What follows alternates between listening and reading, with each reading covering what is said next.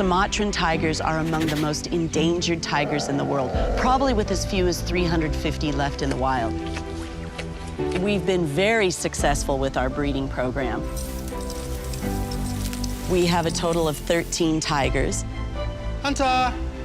Yeah, he can Good hear boy. you. Come on. And Hunter's one of the most special and unique. Boy. From the top of the grandstand. Hunter is nearly 5 years of age now. I was lucky enough to be here since he was born. His mother, Caitlin, and father, Ramelon, know him very, very well. He knows us very well. And, yeah, a great cat. He's awesome. Hey. Hunter really enjoys our company, and he's very tactile. G'day. I think that basically comes down to his lack of eyesight. One of the vocalisations the tigers make is called a proostin, or we affectionately call it a chuff. And that noise sounds a little bit sort of like that. And that sound is actually them greeting us when they're saying hello, when they're happy or affectionate. It's important for handlers to chuff back to the cats when they chuff to us, and that helps, I guess, bridge that gap and maintain the strong relationship that we have with them. Good boy. We've got Lightning and Fred. Lightning's son. You've got a big head, mate. Lightning is really, really old. I think he's into his 80s. It was one of my dad's favourite animals. Dad absolutely loved snapping turtles. Oh, mate. Oh, well, you're all right. You're all right. Have a look at this. Alligator snapping turtle. They can actually bite a catfish in half. What a fantastic animal. Beautiful set of webbed feet. They got little claws, and they'll just dig into the mud. Alligator snapping turtle. Woo! Oh, watch his head. All right. Good wrangle, mate. The reason why we have to go in and constantly be trimming those fingernails is because out in the wild, they live in river systems and estuaries, constantly digging around the substrate, looking for different places to hide, and that really wears down those fingernails. But here at Australia Zoo, they don't have to be constantly struggling to find food, and that means that their fingernails grow a lot quicker. There you go, big boy. Oh, you're all right, mate. Robert's going to be shielding Dr. Sam and myself from the turtle. We'll trim up the nails and we'll just make sure that they're in prime condition. Should be quick if that could just come over slightly. Further, yep. Lightning is a big boy. He's between 80 and 90 pounds, and he's going to be a lot to handle. Okay, we'll start with the back foot. Yep. As long as I stay clear of his mouth, I should be fine. You're all right, Lightning. You're all right, mate. It is a bit nerve-wracking having half an inch of plastic between you and his mouth, that's for sure.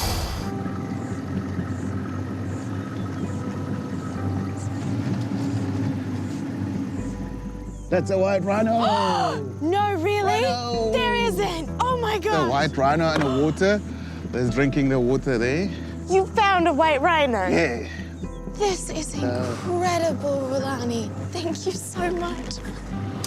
We're looking at a white rhino right there. There's only been a handful of times that I've ever seen a rhino in the wild, and this has got to be the moment that took the cake. It was so special. You see the ox peck on it? Clean the ticks on it. Oh, we all need an oxpecker to keep us looking gorgeous. See, he's against the trees, he's scratching away. Oh, in the tree. You see, he's scratching the horns. Wow. Looking at him, I couldn't imagine anyone coming along and taking his horn. But it's also so heartwarming to know that it's never going to be touched. He's going to be protected forever. Really? Seeing a rhino from a vehicle is extraordinary. But getting out of the truck into the middle of the African bush to walk up to that rhino, that's a whole different story.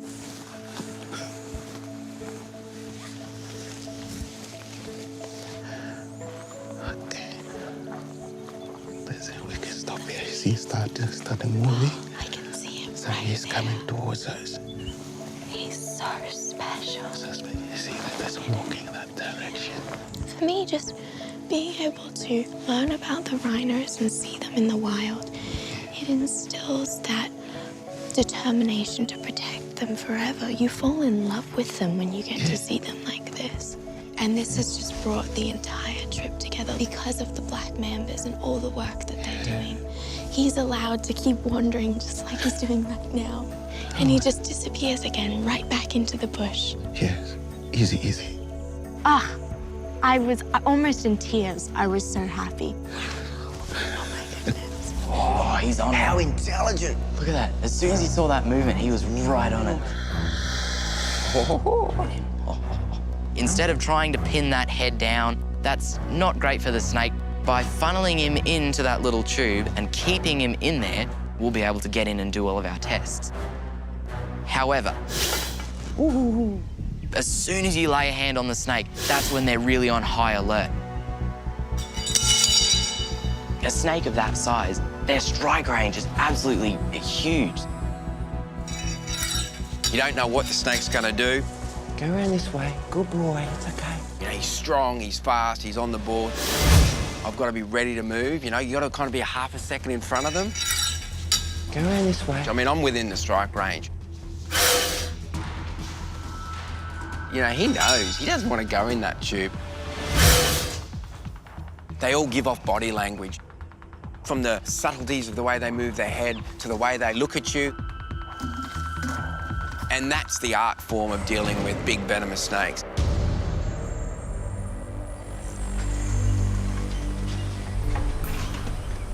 Okay. Okay, you can grab a bit of him, Robert. Yep. Come in, guys. Okay.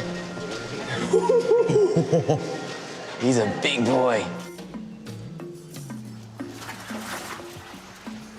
Boy. Oh, thanks. Good boy. Stay. Boy, Lawrence. It's a little bit nerve-wracking for the team. It's something that we have to kind of leave in their hands a little bit. Obviously, we're going to have everything precaution-wise ready to go, but it's something we've got to let them actually see each other, touch each other, and interact with each other. Right, you ready? All right, go. And see your friend. So we've just unleashed them for the first time. So this is when they first get their meeting, they get a look at each other. So it just means that we're not the ones that are holding them back anymore. They're free to interact with each other and things like that and work each other out. Here you go.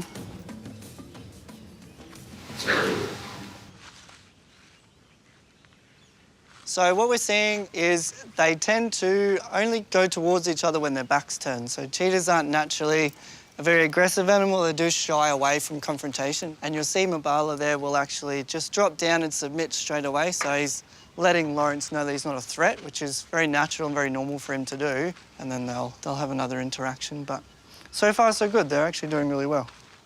Aren't you? Hey. Got your nose.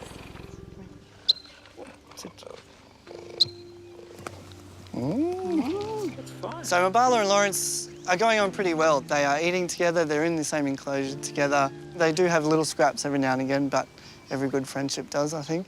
Hi, buddy. Want to be nice?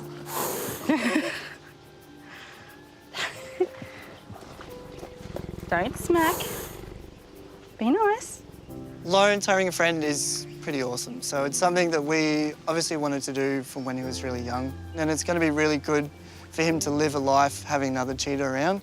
You don't want them to be living by themselves. Especially with males, it is natural for them to live with other males. So it's going to be just so great for him. Yeah, we're all pretty excited. You want it? Good boy.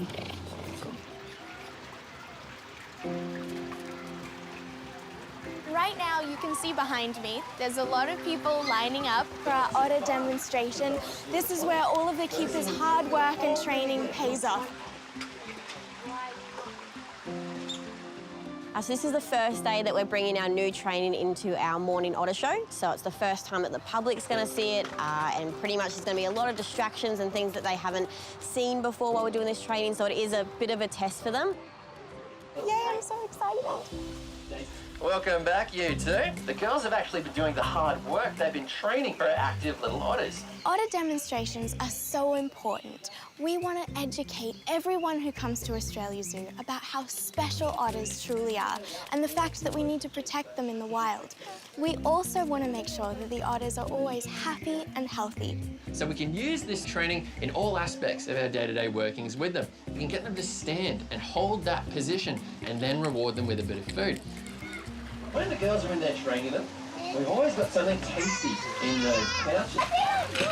The otters are so clever, and I really think they have responded to the training really well. Stacy. Spice it up a little bit. Good boy. And they get so happy when they get their food. Absolutely. Look at their little face when they start eating. It's the funniest thing. Free. Putting our thinking hats on. Oh, boy. Really start with the muscles. Thank you for coming this morning, and we'll see you all next time at Australia Zoo. Thank you, everyone.